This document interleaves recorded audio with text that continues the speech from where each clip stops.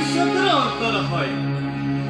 মই বাকুলে কৃষ্ণই মোৰ জীৱনৰ পুণ্য ফলৰ দ্বাৰা তোমাৰ গৰ্ভৰ মৃত সন্তানক পুনৰ্জন্ম প্ৰদান কৰিম।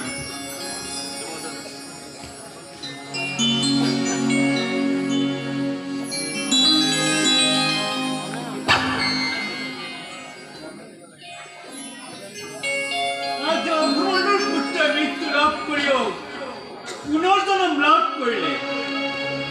সেয়েহে এইবাৰকৈ নাম হ'ব পৰীক্ষিত, হস্তিনাপুৰৰ শেষ সম্ৰাট। কৃষ্ণ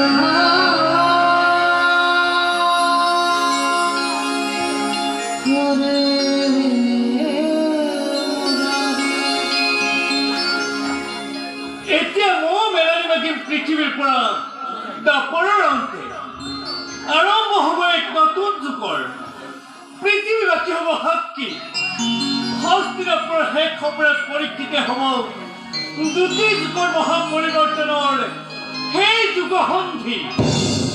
যুগসন্ধি যুগসন্ধি যুগসন্ধি যুগসন্ধি যুগসন্ধি যুগসন্ধি যুগসন্ধি